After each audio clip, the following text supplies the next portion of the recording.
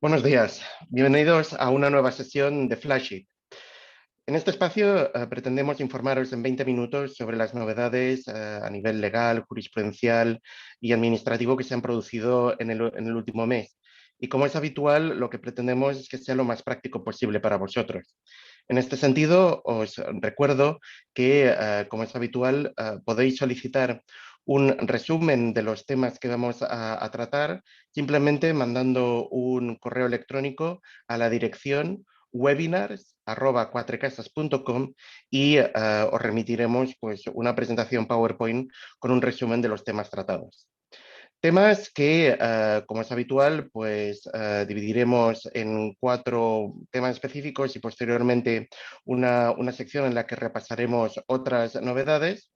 Y en este sentido, pues empezaremos con Anne Alonso, que nos resumirá pues las principales novedades derivadas del dictamen que emitió el supervisor de protección de datos a nivel comunitario sobre la Digital Services Act.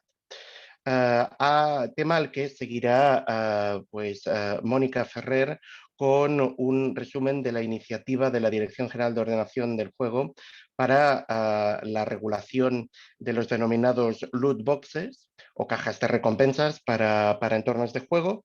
Posteriormente, yo mismo os resumiré una serie de resoluciones y dictámenes que ha emitido recientemente Autocontrol sobre el uso de influencers para la publicidad de actividades de juego. Y finalmente, Álvaro Burkay nos resumirá las conclusiones del abogado general recientemente referidas a un tema referido a la descompilación de software. De este modo, y sin querer perder más tiempo, le paso la palabra a Anne para que trate su tema. Anne, adelante. Muchas gracias, Albert. Bueno, muchas gracias a todos por conectaros también. En esta ocasión venía a comentar la propuesta de reglamento de servicios digitales y la opinión que emitió al respecto el Supervisor Europeo de Protección de Datos. Como ya explicamos en ediciones anteriores de Flashit, la Comisión Europea publicó el pasado 15 de diciembre la propuesta de reglamento de servicios digitales. Se trata de una propuesta que introduce cambios muy relevantes en el régimen de responsabilidad de intermediarios en Internet. Entre otras, si bien mantiene el régimen de responsabilidad de intermediarios previsto hasta la fecha en la Directiva de Comercio Electrónico, introduce normas nuevas respecto a la notificación y retirada de contenidos ilícitos en Internet e impone nuevas obligaciones de diligencia y transparencia a proveedores. En fin, queda un intenso debate por delante hasta que se apruebe la versión final de este reglamento y en este contexto el Supervisor Europeo de Protección de Datos Personales ha publicado un dictamen en el que desde la óptica de la protección de datos analiza esta propuesta. Dicho informe destaca, en primer lugar, los riesgos asociados al tratamiento de datos personales con el fin de influir en la experiencia de los usuarios online, lo que ha contribuido, en su opinión, al incremento de la polarización, desinformación y manipulación tanto ideológica como política de la sociedad. Es por ello que el Supervisor Europeo de Protección de Datos concluye en su dictamen, en línea con lo ya establecido en la propuesta, que es necesaria una mayor transparencia y seguridad en el entorno online. A tal fin, realiza una serie de recomendaciones, entre las que nos gustaría destacar las siguientes.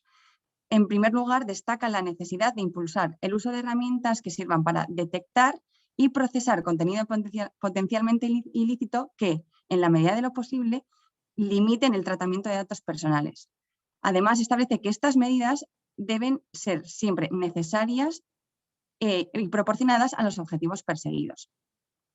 En segundo lugar, establece la necesidad de que se reconozcan sistemas de recomendación que por defecto no estén basados en la elaboración de perfiles o monitorización de perfiles, salvo que se demuestre que esto es estrictamente necesario para cumplir con los objetivos establecidos por la propuesta de reglamento. Asimismo, invita a considerar normas que sean adicionales y que vayan más allá de la transparencia. Incluso establece la necesidad de que, de forma progresiva, se prohíba la publicidad dirigida que esté basada en un seguimiento generalizado de los usuarios online. Además, también valora la posibilidad de que se introduzcan requisitos de interoperabilidad para las plataformas en línea de gran tamaño. Y finalmente, resalta la necesidad de que se exista un refuerzo en la cooperación e intercambio de información entre las autoridades competentes. En fin, a la vista de las novedades que este reglamento y el proceso que queda por delante para que se apruebe, mantendremos tanto el blog como ediciones futuras del Plastic al día y sin más paso la palabra a mi compañera Mónica. Muchas gracias. Muchas gracias, Anne, y buenos días a todos. Yo estoy hoy aquí para hablaros del proceso participativo que la Dirección General de Ordenación del Juego abrió durante el pasado mes de febrero y que ha transcurrido durante todo este mes de marzo sobre la posible regulación de los mecanismos aleatorios de recompensa en el entorno de los videojuegos. La dirección ha considerado oportuno abrir el debate sobre la regulación de estos mecanismos debido a la importancia que tienen en los últimos años en los videojuegos. Estos mecanismos, denominados como loot boxes o cajas botín, consisten en aquellos procesos objetos virtuales que se ponen a disposición de los jugadores en el entorno de los videojuegos y que les permiten obtener de forma aleatoria algún tipo de premio o ventaja que posteriormente puede ser utilizado por estos jugadores en el entorno de los videojuegos. A la vista de estos mecanismos, el regulador nos plantea diversas opciones para su potencial regulación. En primer lugar, se plantea la posibilidad de que estos mecanismos se regulen de forma independiente a la regulación ya existente de los juegos de azar y apuestas que existe en España desde el año 2011, o por lo contrario, que se regule de forma conjunta. En caso de considerar que la regulación debe ser conjunta, se plantean también diversas opciones, entre ellas mantener la actual situación de regulación de esta tipología de mecanismos como uno de los tipos de juegos que se encuentran actualmente regulados, o por lo contrario establecer una nueva tipología de juegos en la regulación que consista en el ofrecimiento de estos mecanismos. En este caso, la regulación debería determinar tanto qué licencias generales como singulares deberán ser obtenidas por las empresas que ofrezcan estos mecanismos en el mercado, así como cuáles son las empresas que participan en el proceso de ofrecimiento a los usuarios finales que deberán obtener estas licencias. Asimismo, la regulación también deberá establecer qué requisitos técnicos, de seguridad, etcétera, deberán cumplir estas empresas. Finalmente, la DGOJ también plantea la posibilidad de fomentar la autorregulación en este sector y con todo ello ahora ya solo nos queda esperar a ver cuáles son los siguientes pasos que toma el regulador para aprobar esta propuesta, ya que el plazo para presentar las participaciones finalizó el pasado 31 de marzo. Y sin más dilación, doy paso a Albert Agustinoy, que nos compartirá unas resoluciones muy interesantes de autocontrol. Muchas gracias. Muchas gracias, Mónica. Efectivamente, el pasado mes de marzo pues se publicaron por parte de Autocontrol una serie de resoluciones y dictámenes específicamente dirigidos al uso de influencers o de sus perfiles en redes sociales para la promoción de actividades de juego. En particular, los hechos que se pues, analizaron consistían en la inclusión por parte de una serie de influencers pues, de una serie de invitaciones a unirse a unos grupos de la red social de Telegram en la que expertos sobre apuestas, conocidos como tipsters, pues ofrecían recomendaciones sobre pues, realización de apuestas, ¿no? Con lo cual, esa actuación fue objeto de pues, denuncia por parte de una serie de usuarios y una asociación, y lo que pues, consideró Autocontrol a la vista de estos hechos es que efectivamente se había producido una publicidad ilícita. Lo que es interesante es que esa ilicitud pues se analizó desde un doble prisma. En primer lugar, desde el prisma del Código General de Conducta Publicitaria, al considerarse que esos mensajes A pesar de tener una obvia naturaleza publicitaria, pues no hacían mención explícita a dicha naturaleza, no se identificaban como publicidad, lo cual, por tanto, constituía una infracción de ese código. Pero quizá la parte más interesante de estas resoluciones y dictámenes la constituye la interpretación de esta actividad a la luz del Real Decreto 958/2020 de comunicaciones comerciales sobre actividades de juego. Se trata, por tanto, del primer análisis utilizando esta norma de reciente aprobación y, de hecho, de creciente entrada en vigor a través de una serie de periodos de transición. Y se considera que la publicidad escrita constituía una infracción en tres sentidos de dicha norma. En primer lugar, una infracción de los principios generales de esa norma, en el sentido de, por ejemplo, no incluir mensajes de juego responsable vinculados a este tipo de publicidad. En segundo lugar, y aquí también tenemos un detalle que puede ser relevante para el futuro, Autocontrol considera que el uso de influencers para este tipo de mensajes publicitarios pues constituye una infracción de la prohibición de uso de personajes famosos previsto en el Real Decreto. Por tanto, los influencers con un grupo significativo de seguidores se consideran personas famosas en el sentido de la prohibición que acabo de mencionar. Por último, y en tercer lugar, pues se considera por parte de estas resoluciones y dictámenes que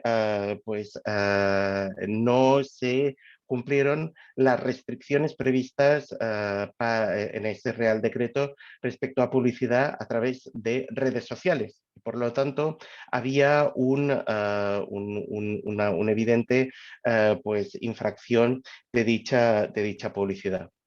Por tanto, se trata ya de un primer aviso sobre los criterios interpretativos que se puedan dar respecto a esta norma que, como he comentado anteriormente, pues se está desplegando de forma paulatina y que en cualquier caso para Internet o para la publicidad a través de Internet, pues entrará plenamente en vigor a partir del 1 de mayo.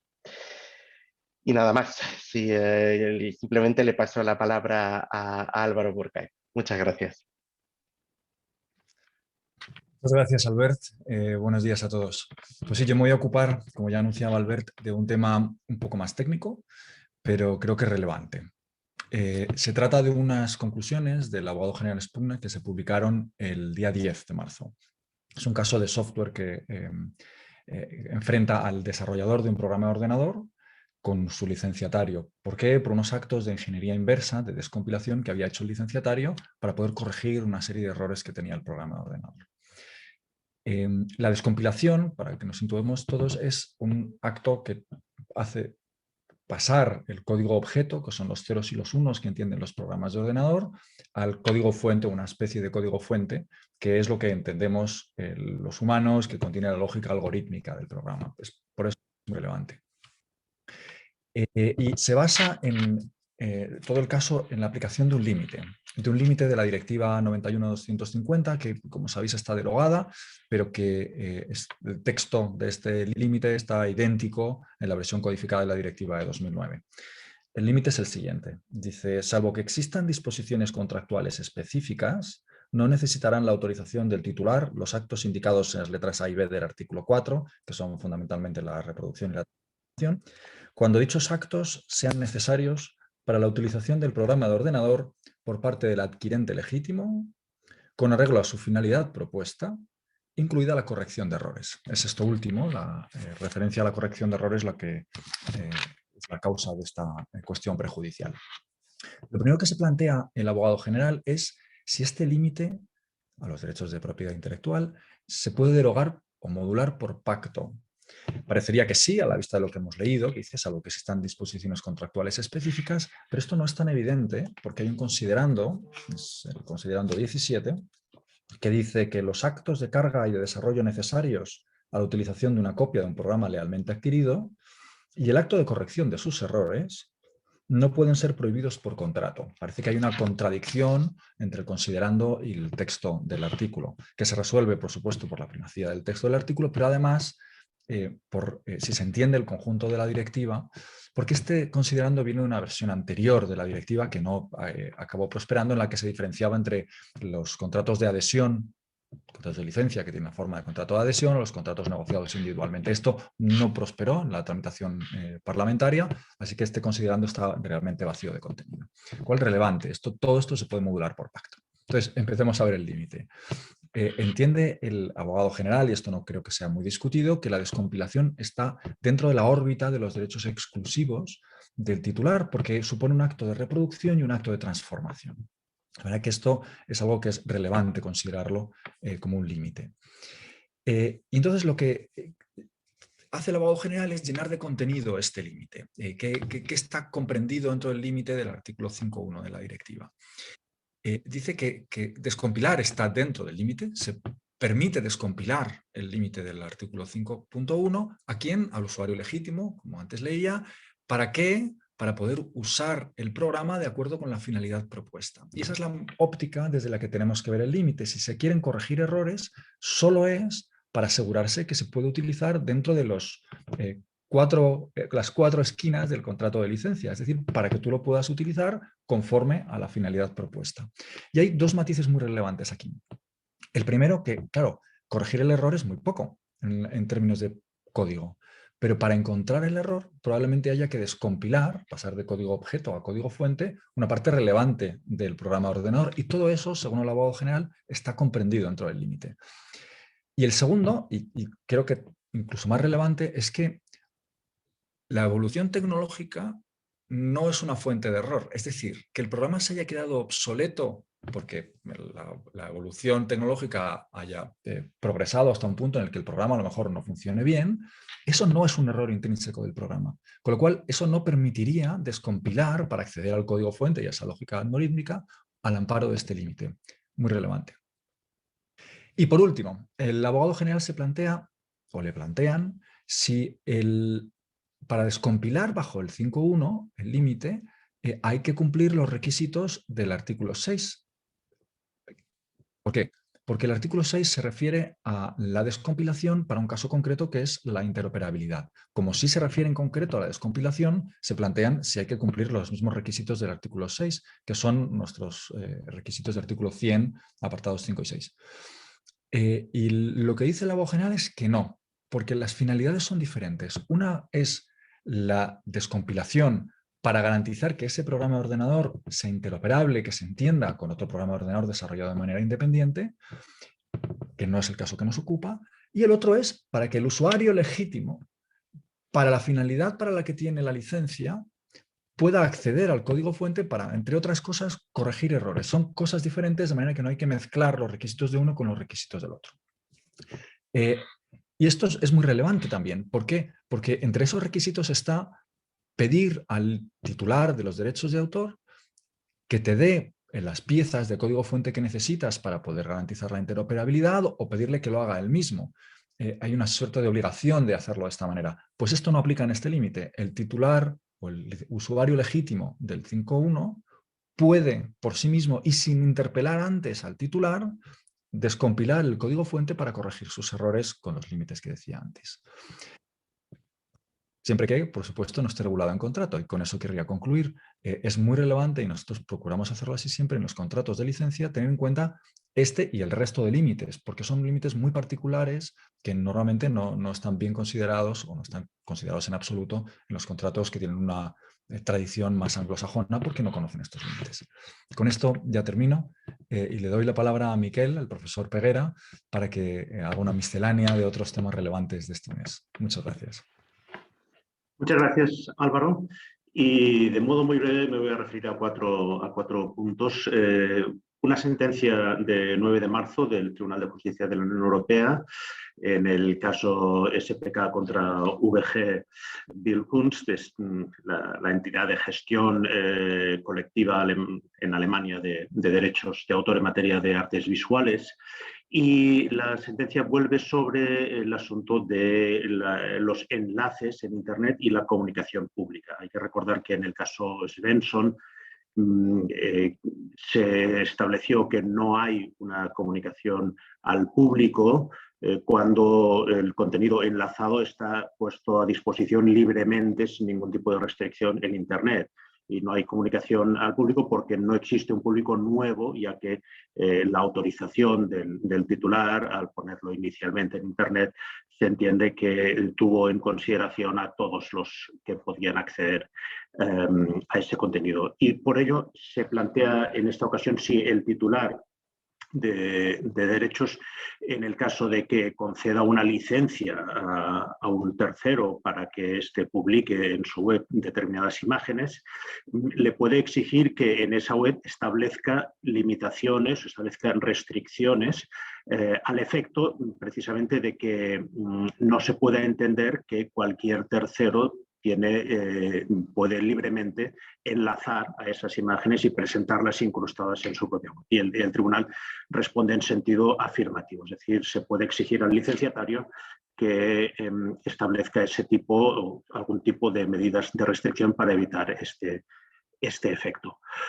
Por otra parte, el 24 de marzo, en el marco de la Estrategia España Digital 2025, se presentó el plan de impulso del sector audiovisual de España, ¿no? Como un España Hub Audiovisual de Europa.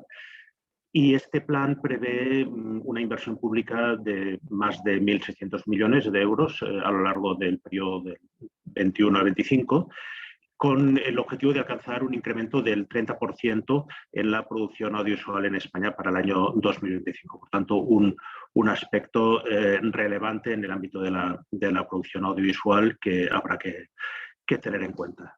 En otro campo ligado a la ciberseguridad, también es interesante, recientemente la Agencia de Ciberseguridad de la Unión Europea, ENISA, ha publicado un informe donde analiza los potenciales riesgos o los principales riesgos de ciberseguridad relacionados con inteligencia artificial y vehículos autónomos, sobre todo por los riesgos de que un vehículo, un coche autónomo guiado por inteligencia artificial pueda ser hackeado, se pueda tomar remotamente el control de ese vehículo, etcétera, con los riesgos de ataques y de accidentes que lo puede generar, ¿no? Y este informe repasa los principales riesgos y establece una serie de recomendaciones para mitigarlos.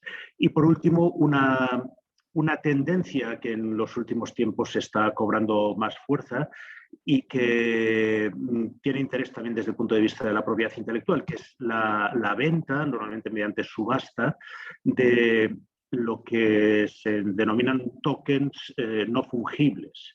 Es decir, objetos o concreciones, en definitiva archivos digitales, por ahora, no fungibles, es decir, identificables de modo individual. Se utilizan las siglas inglesas de NFT, Non-Fungible Tokens, y se basan en utilizar blockchain para convertir un archivo digital en un objeto único. De modo que se trata de una suerte de original identificable y certificado del archivo, aunque se pueda copiar y reproducir libremente. Cualquier copia va a ser idéntica a ese archivo digital e indistinguible, pero solo una, la primera, la que se certificó a través de blockchain, estará certificada y, por tanto, solo una persona puede poseer, puede ostentar la titularidad sobre esa copia única, lo que suscita, al parecer, el interés de coleccionistas. Y de este modo se han vendido se han vendido, por ejemplo, el primer tuit que se publicó en 2006, se han vendido obras de arte, se ha vendido una columna del New York Times que se titulaba precisamente "Compra esta columna NFT a través de blockchain", y en muchos casos por cantidades millonarias. Y en definitiva tiene el interés de que se trata de una nueva vía de explotar objetos digitales sin restringir el acceso ni la reproducción de los mismos. Y veremos si se trata de una tendencia que se consolida o de una moda pasajera. Con esto paso de nuevo a Álvaro la palabra, que dará conclusión al flash. Muchas gracias, Miquel. Pues sí, efectivamente, simple para concluir. Muchas gracias a todos de nuevo por acompañarnos en esta sesión de Flashit. Os recuerdo que la siguiente será, como siempre, el primer martes de mes, que en este caso será el martes día 4 de mayo, y aunque haya elecciones en la Comunidad de Madrid, nosotros estaremos aquí al pie del cañón. El que quiera un resumen en formato breve de PowerPoint, webinars@cuatrecasas.com. Gracias y buena semana.